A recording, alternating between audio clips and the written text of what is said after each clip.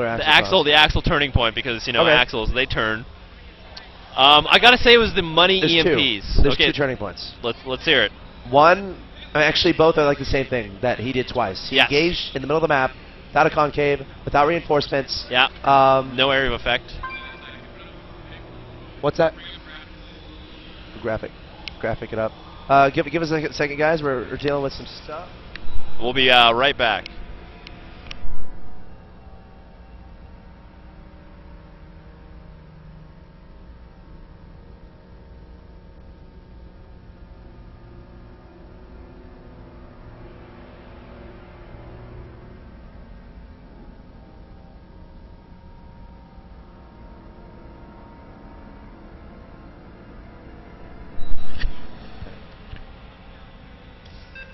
Alright guys, sorry about that. I was just dealing with some production stuff. So we're about to get into game number 3 between Bling and Thorzain. Yeah, the turning point, I was about to get into that. The 2 engagements in the middle of the map where, you know, there's no concave, force fields weren't as effective because Thorzain had the concave, and engaging without a large part of his army, the Zealous just chilling at that pylon. Yeah. As we get into Talisman Monster, bottom left-hand location, we have the red Terran player Thorzain from Team Mouse Esports. Bottom right-hand location, the blue Protoss player Bling from Team Dignitas. But yeah, engagements. Obviously, they're the most important part of any matchup usually. You know, you got to make sure you micro that correctly, get proper force fields, get proper storms, and you said it before, Thorzain had spectacular EMPs. Almost out of this world EMPs, to be honest. Now we're at game number 3. This is match point to get into that pool play that we again emphasize is so critical here at MLG. So on a map choice like this, you wonder. Well, we've seen 2 macro games so far. Will we in fact see a third? Is this again? Do we take into the factor of the destructible rocks here for Thorzain? I don't think so. You know, the difference between the Zerg matchup and the Protoss and Terran matchup is the Zerg player, they want to just focus on drones, right? Yeah. And then at one point they get all their units out. However, in PvT, you're going to have units the entire game as you're going along, so taking these rocks out, not a huge issue. Now, as for why Bling chose this map, I don't know. It's hard to get into the mentality of what the players, or even what the players are even comfortable with in these certain situations. It looks like Bling's actually going for a Nexus first here, again, trying to take advantage of. So that may be why. He wants to going for a nice longer map, perhaps. Feeling like Nexus first. It's obviously one of the biggest maps in the map pool. Yeah. So Thorzain, it will scout this though right away.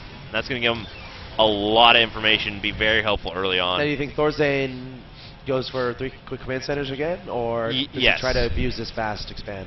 No, I think Thorzain just, well, we'll see what he does here. He's hiding this one SCV, and he actually is going to go for a hidden barracks here and try and put some early pressure on Bling. Bling will no doubt have no clue about this. We'll see if he chooses to send out a probe and maybe scout out that 3rd location just to be a little bit safe here, but he actually is going to go 2-gate. This is what he did last game when he went Nexus first.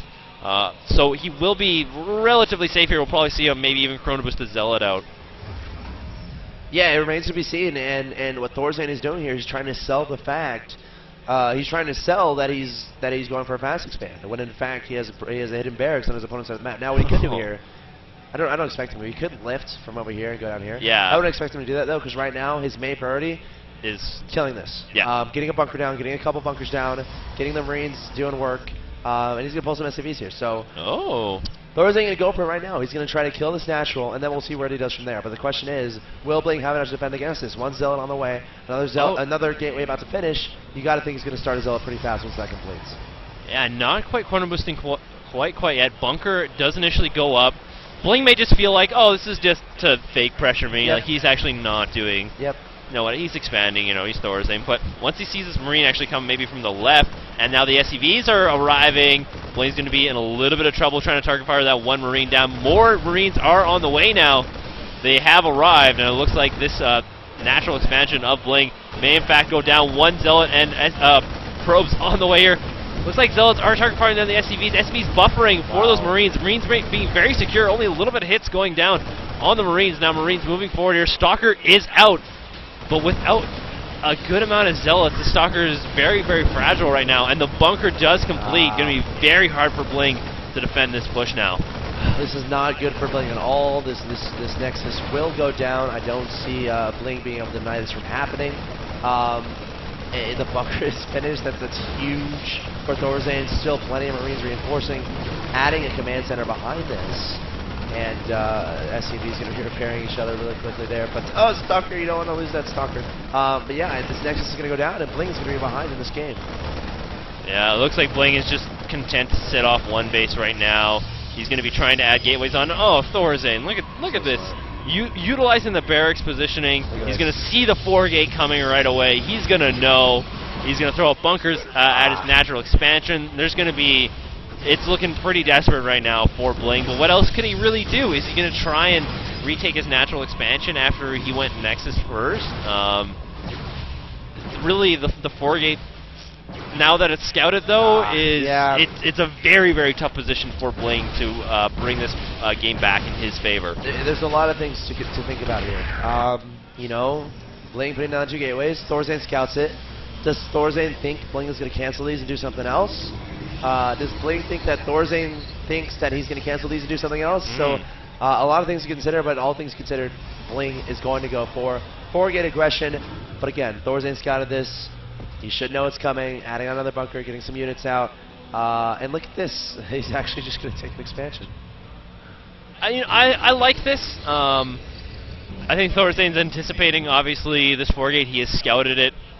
He's looking for the proxy pylon. He's going to send these Stalkers up on the frontier. But there's going to be something drastic done for...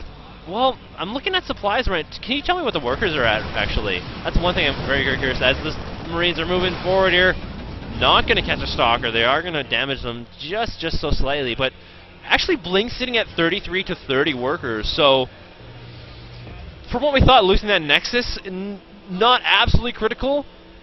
I mean, obviously, he wanted to save it. Yeah. But the game is actually relatively even at this point. The expansion is going to be a little bit later, so Thorzain is going to have a slight lead in economy with 2 orbital commands and his expansion already done. But I'm surprised, actually. I thought that attack did a little bit more damage than it actually did, but really it only killed the Nexus. All the workers were pretty much safe. I mean, you have to consider the delay on tech Thorzain had. Yes. Because, you know, he was investing so much into that early 2 racks aggression. He also lost a barracks down here.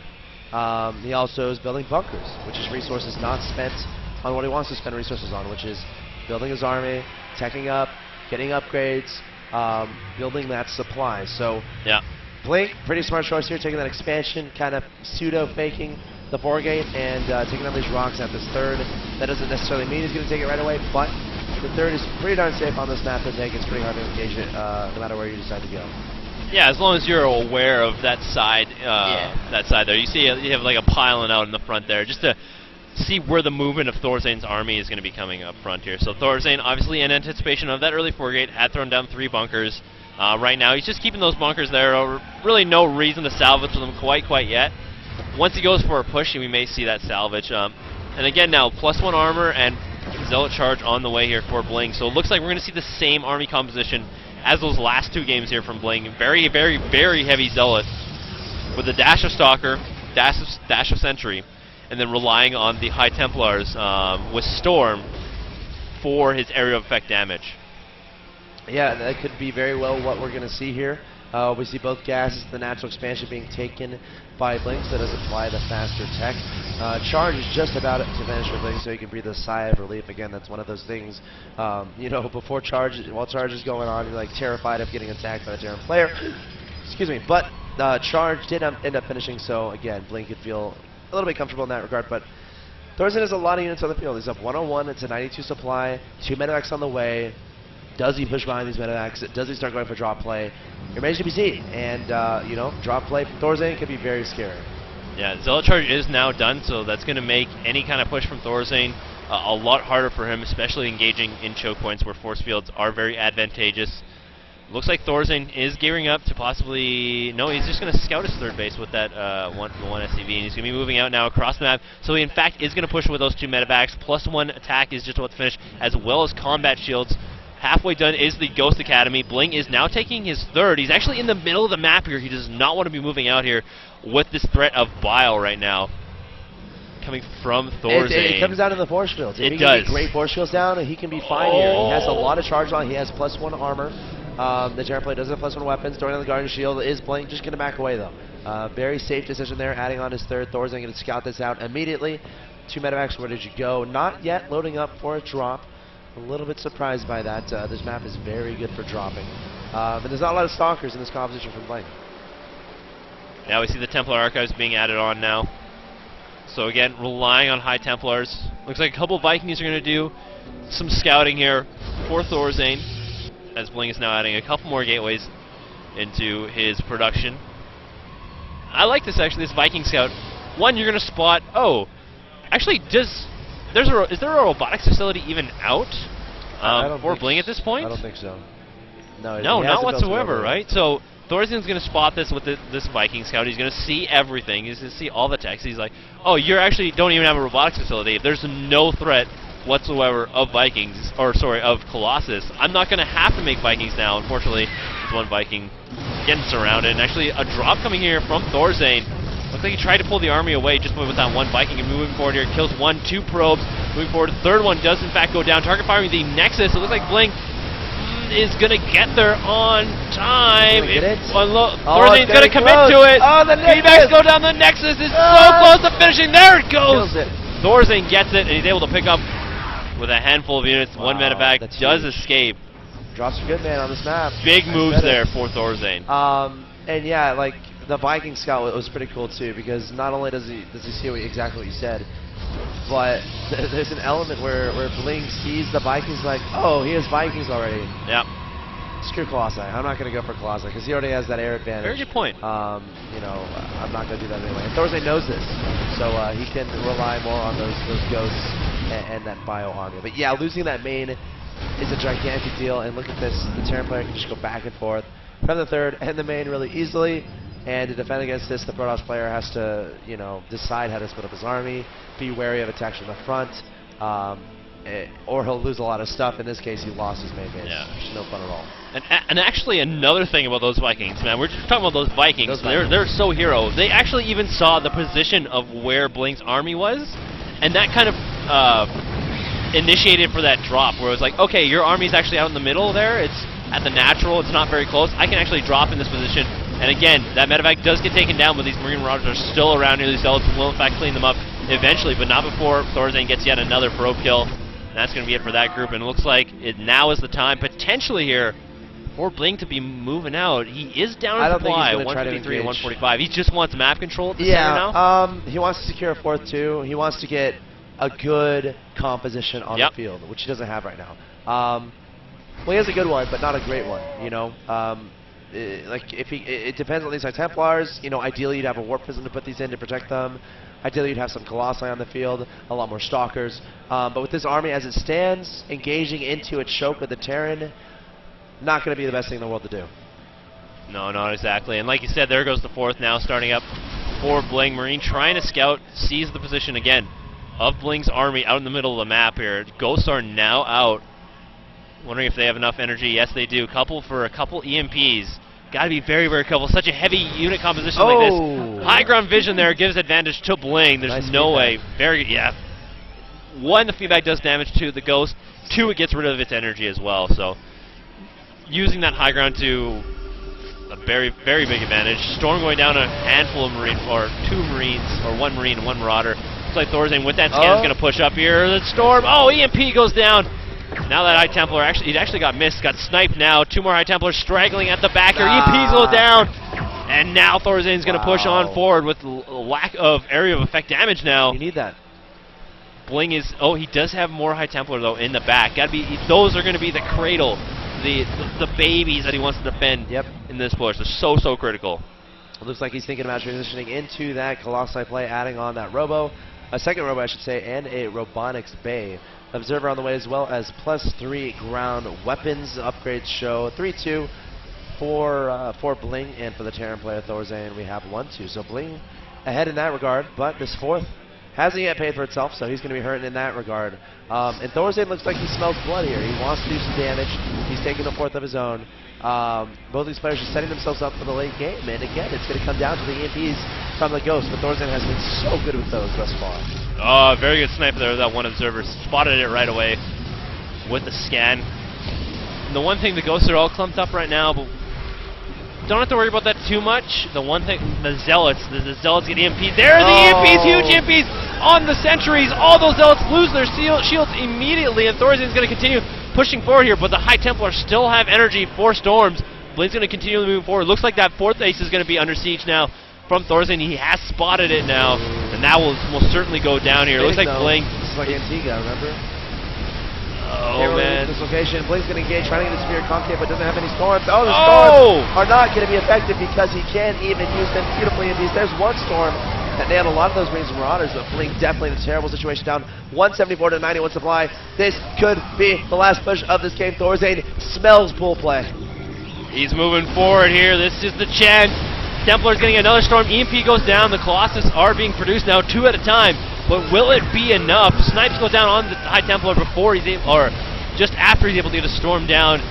Thorzain will be able to take out that third base, no doubt. Bling desperately trying to save it. The third base, the Nexus does fall. More Warpins from these Zealots, but it looks like too many Marine Marauders here for Thorzain, and that looks like it may be the game as the last Colossus is alive here. Thorzain continually pushing forward here, and again, cloaking Ghosts, now attacking that natural expansion as well. Left and right is Thorzain, and that's it. Well played. GG from Bling, and Thorzain is going to be moving on to pool play here at MLG Columbus. Wow. Great play from Thorzain. Again, it all comes back to that the map choice and the choice of strategy by Bling. He chose Talon Altar, then he chose to do the fast Nexus. Thorzain, took advantage of that. Built a barracks on his opponent's side of the map. Bling and scout it, was able to take down the Nexus, and again, drop play on Talon Altar is terrifying to deal with as a Protoss player. Yeah. Again, the medevacs can just hop from each location relatively easily, whereas the Protoss army has to heavy breathing, maneuver, walk, in between bases. And Thorzain able to kill 3 Nexuses in that game. Both the main, the natural, and the third were all taken down at one point. Thorzain, he did get a little lucky in that early game, though, that he was able to scout the position of Bling like right away. If he scouts, let's say, the last position, it becomes a completely different game from that. Bling maybe doesn't even lose the Nexus whatsoever. There's going to be probably no proxy shenanigans, and Thorzain actually probably opts for a faster command center. But with Thorzain scouting Bling so fast, he has that option of throwing down that proxy barracks. He did so, was able to take down the Nexus, and that gave an early advantage to Thorzain. Absolutely. And he took it home. He did. And he's going to advance into pool play. Bling, unfortunately, will drop to the lower bracket, but congratulations, Thorzain, taking it 2-1. Anything else we want to say? We'll find out what the next matchup is coming for you guys right now, but stay tuned. We got some more incredible matches, no doubt, from MLG Columbus. I am Silence. Let's do some Twitter shoutouts really quick. Sure, let's take a quick look while we're waiting here. Or yours, yep, I'll look on my phone. Let's take a look here. Looks like our stream might have went down, but it's okay. We're all Please back, don't though. do British accents ever again from Nick Hollett. No. Love